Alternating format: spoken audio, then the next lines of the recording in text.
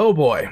So, when a thumbnail tells you that you're about to hear something horrible without a single line of dialogue on it, without a single word to be said on it, you've cracked open new ground. Warpugs, The Lullaby's Smile. This is from Vox in the Void. This was requested by Skinwalker101. And it's going to be disturbing. Why? Because it's Vox in the Void and that thumbnail. This isn't going to be a heartwarming tale where you sit back and you think about it tonight when you're sitting there getting ready to go to sleep and with fond memories and a warm sensation in your chest that's brought on by feelings of camaraderie and friendship. This is going to be an utter nightmare, and I already know it's the case. Without even having to look at the title and seeing Warhammer 40k horror, Vox, you scary, scary man, we're about to jump into this. Warpugs, Vox in the Void has been a great friend to the channel. I have had him on for live streams to check out some of his work. He is one of the best voice actors, period, and he's seriously, they need to get him in to actually read some books. His range is excellent. Excellent sense of timing for things. Warpugs, it really is what it is. So, with all that being said, we're gonna jump right into this. I'm gonna have all Vox in the Void's links in the description down below. If you have not subscribed to him yet, you really owe it to yourself. If you're looking for something heartwarming, look up the Ogren Tales, the Ogren series, which is Gavin Bob. You will find heartwarming. You will feel a warm sensation down in the cockles of your heart. And if you're a Dennis Leary fan, you know where I got that from. But now is the time for the pucker factor to begin. Let's get into it. Warpugs, The Lullaby's Smile.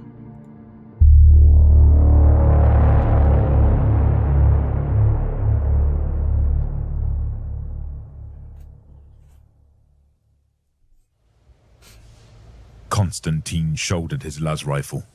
His bayonet shimmered in the unnatural green glow of the putrid fog that hid the world's setting sun.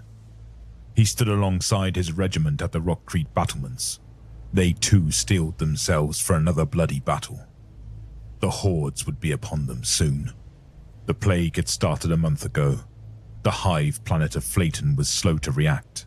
At first, the governor had censored all reports of a spreading pox. Rumors of a plague so virulent it could spread by so much as hearing the wails of the infected. He chalked it up to propaganda disseminated by a rival to undermine his authority. His foolishness cost him.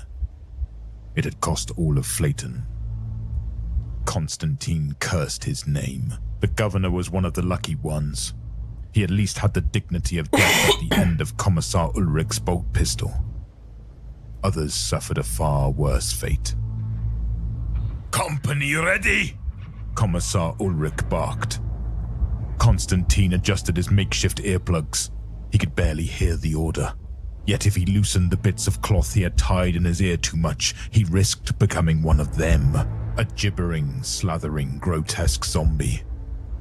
Even through his ramshackle protection, he could hear them miles away in the distance.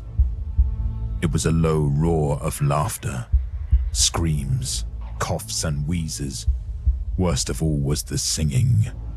Through rotten vocal cords and pus-filled lungs, the horde sung the same tune over and over again. The song of the damned. Join our song. Sing along. Celebrate our sickness. Through our bile, we will smile. One and all bear witness. Constantine spat as he tried to get the lyrics out of his head. It was so simple and calming, like a child's lullaby. But he knew what that damned song could do. He'd heard it on the lips of friends, strangers, even lovers as they fell into an incurable madness. Oh, how he wished he could forget their putrid transformations. When Constantine joined the Guard, he was told about such a disease. The Imperium called it the walking pox. Manuals described the pox walkers it created, smiling plague zombies with horns and protrusions all around their bodies. It did not do justice to the true horror of the plague. Nurgle. Constantine swore if he ever got off Flayton, he would update the pamphlets. He distracted himself from the plague song by reviewing the course of the infection in his mind. It started with pustules, green and itchy. Sometimes these burst and spread the sickness, then confusion set in. The infected acted delirious, not knowing where they were or how they got there. Soon after came sepsis. The victim's body went into shock as the virus overwhelmed them. Then, calcification. Their very bones sprouted from their skins in monstrous horns. Hands mutated into savage claws incapable of complex manipulation. About all they could do now was hold a blunt object and swing. Muscular degeneration was next. The infected's facial muscles permanently contracted into a sickening smile as their lips rotted away. A kind of rigor mortis set in, turning their gait into little more than a hobble, and making them more resilient to blunt force trauma. Finally, the near-dead victim rose. The only words coming from their desiccated throats were the plague song. They used it to find other infected, drawn to the tune as they formed massive hordes. Constantine shuddered. He remembered when his own mother had turned. She attacked him savagely, all while chanting that damn song. He would never forget the terrified look in her eyes. He swore he saw her somewhere in there, begging for deliverance. But she smiled at him like a raving animal, hungry for his flesh. He'd never forgive himself for putting a lasbolt through her skull. Still, her memory was enough to keep him sane. The same could not be said for several of his comrades. The horde was in visual distance now, kicking up dust as they ambled across the ash wastes. Oh my god, he's so good at this. A few guardsmen panicked, ripping their earplugs out and hurling themselves from the battlements in maddened exultation. Ulrich and the company cut them down.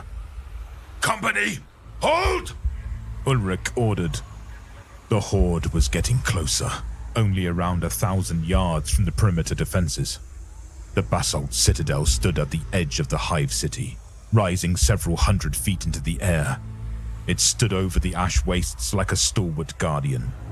3 terraces of defenses were staggered across its face, with even more gun batteries, moats, and trenches guarding its rockcrete base. Constantine stood guard on the lowest terrace, a mere 50 feet above the plain. Commissar Ulrich was with him. He was giving orders on an ornate golden pedestal at its center. Behind them stood the hive city Flayton. It was the world's capital as well as its namesake. Now a shell of its former self, its millions of inhabitants had dwindled to 100,000 after the culling. If the citadel fell, the city fell, and with it, the last free bastion on the planet. "Company, fire!" The order finally came. The horde was only 300 yards away now, and had broken into what passed as a run. A tide of poxwalkers trampled over one another, laughing with glee as they crushed their comrades underfoot. Heavy bolters opened up. Line after line of infected exploded into rancid giblets. But they kept coming. Constantine began shooting, picking out targets as they grew closer and closer to the outer defenses. Finally, the horde slammed into the first trench.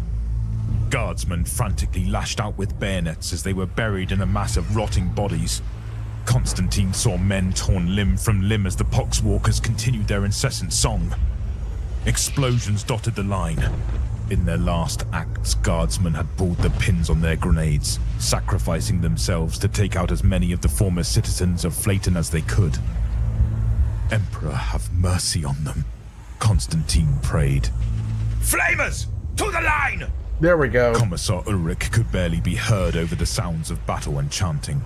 As poxwalkers hacked through the outer trench, flamethrower teams rushed into position. The survivors of the first trench pulled back before the flamers unleashed their promethium. Zombies and the clouds of putrid gas that hung around them ignited with a roar of fire. Flaming poxwalkers flailed wildly as they were incinerated. For a moment, the horde was pushed back. That was until the bolt fire started. The first hit the promethium tank of a flamer.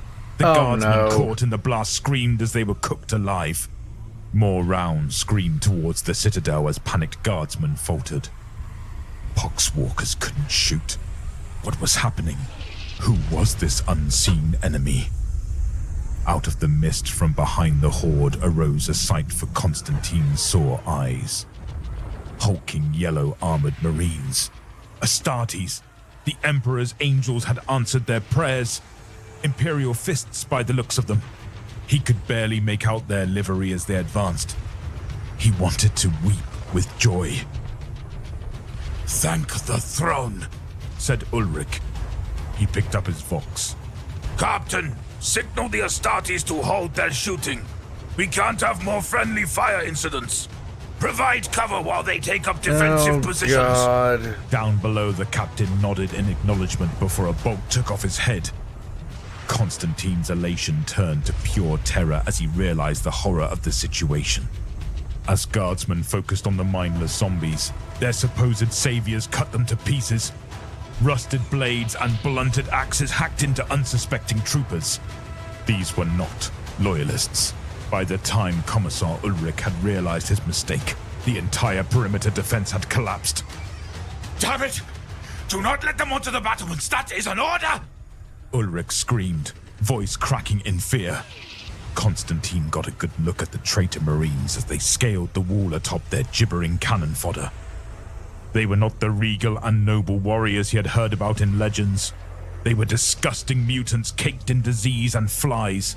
Tentacles and horns erupted from their armor. Some had all too many eyes, while others were cyclopean. Still others had the compound eyes of an insect. Constantine recoiled as one gazed upon him, laughing as he dug his claws into the rockcrete. "I'm coming, little one," he hissed in glee. No. Spittle and slime drooling from a tongue that was altogether way too large for its maw. No. Constantine shot him. Thank you. The lasbolt ricocheted harmlessly off. Damn it. The creature continued its ascent. Constantine shot again, this time severing one of the beast's many tentacles. Green and black ichor spewed from the wound, but the Space Marine shrugged it off. It was almost upon him now, and as Constantine let loose another shot, the Marine grabbed the barrel of the gun. The lasbolt careened harmlessly into the fog. Constantine watched as his painstakingly maintained lasgun rusted away before his eyes. He shrieked and let go, falling back onto the battlement. The scene around him was carnage. Zombies swarmed a man to his right, while Ulrich was impaled by a Marine to his left. Everywhere guardsmen were falling. Some simply died. Others cracked and transformed into poxwalkers themselves. Their eyes bulged in fear as a horrific smile was painted across their faces.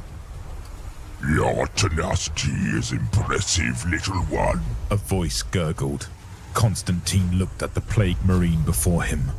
The giant held the remnants of his lasgun before blowing it away into red-brown dust. Ugh. "Grandfather might have use for you yet." No, I'll never join you," Constantine cried. He fumbled through his munitions pouch before grasping onto a grenade. He pulled the pin and said a prayer. The Marine laughed and hoisted him up by his neck. Slimy tentacles wriggled around the grenade in Constantine's hand as it too decayed into nothingness. Dude. "I'm not little one," the Marine pouted. It sounded as if a swarm of insects were talking in unison. "Perhaps if you heard our song, you'd change your mind. I am told it has put smiles on many faces." The Marine plucked the plugs from Constantine's ears. Constantine closed his eyes and screamed as the plague song echoed in his soul. The brute let out a hearty laugh filled with phlegm. "Join our song. Sing along.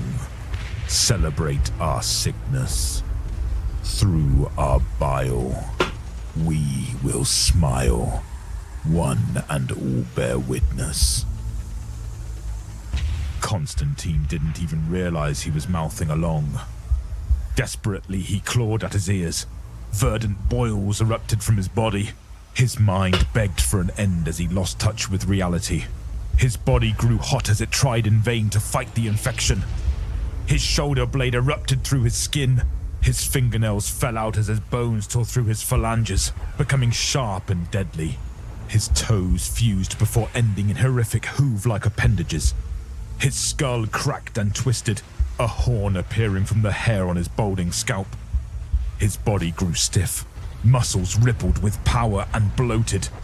He attempted to keep his mouth closed, but he couldn't stop from singing the lullaby. Full-throated, he shouted it. His facial muscles atrophied and paralyzed as he finished his transformation into an accursed poxwalker. All that was left was a large, toothy smile. The plague marine set the new zombie down. The creature that was Constantine opened its eyes. Surprisingly, horrifyingly, he could see everything clearly. He could feel everything. But he had no control over his body, except for his eyes. The body continued chanting. His eyes darted everywhere, looking for any kind of salvation. Finally, they landed on the plague marine that had turned him into this wretched thing. He was still laughing a horrible, mocking laugh. You take to Nurgle's gifts well, little one. Now, come, revel in our destruction of your home. The body obeyed, shambling towards the inside of the citadel and the doomed city beyond. Oh, God. Inside its smiling skull, Constantine screamed.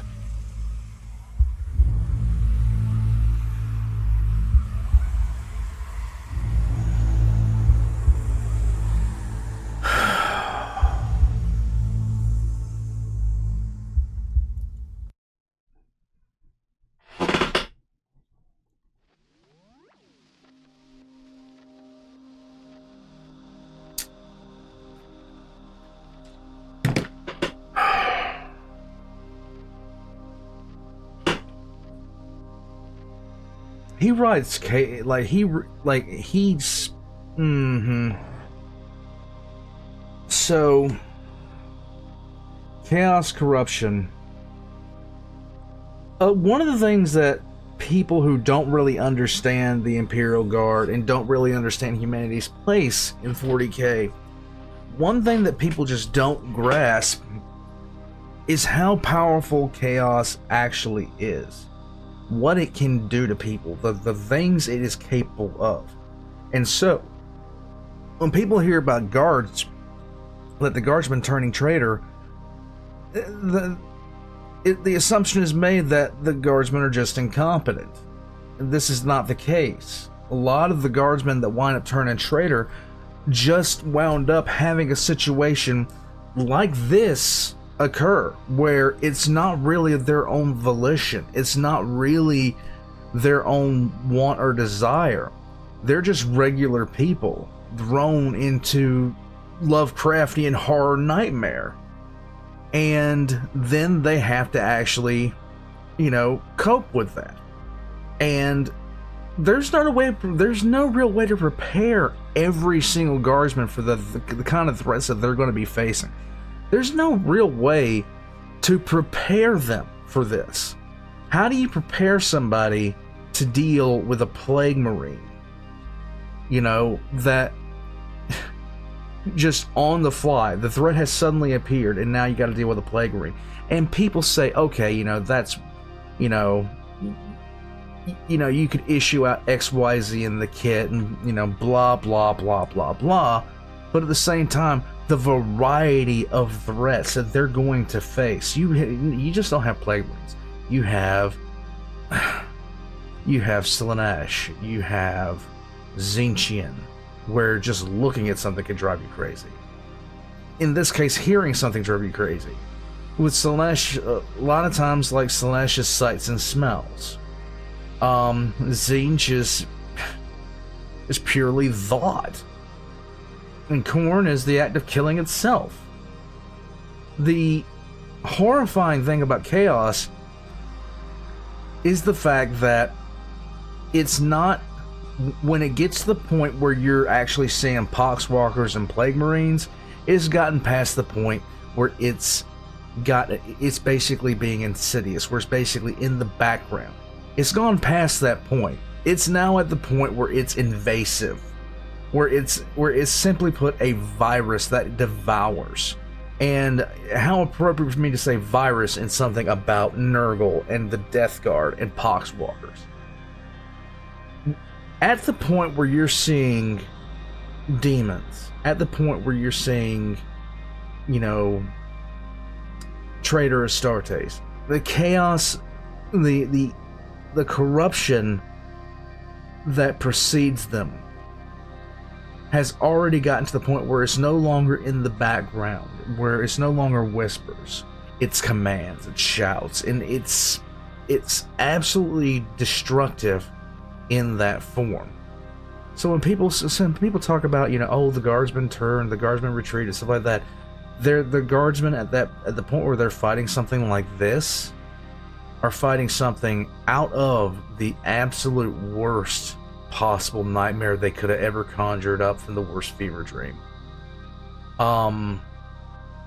Yeah. Keep that in mind before you start criticizing them. Warpugs, Vox is, simply put, the best storyteller for 40k on YouTube, period. And once again, he has delivered a story that is, every intent that he had with it has been met. It's supposed to disgust you. It's supposed to make you, it's supposed to terrify you at how just effortlessly this Plague Marine corrupted this guardsman. Effortlessly. Welcome to 40k, where this is what you fight. This is why you fight it. Warpugs, all of Vox and the Void's links are going to be in the description down below. Check them out. Check my own links out. Subscribe to me if you haven't already. Check out the Patreon down below, Discord, and the wishlist on Amazon. I'm trying to get things to fill up this house. I'll catch you guys next time. And remember, don't pay attention to the whispers from something that looks like this. It always ends in bad. It just ends badly.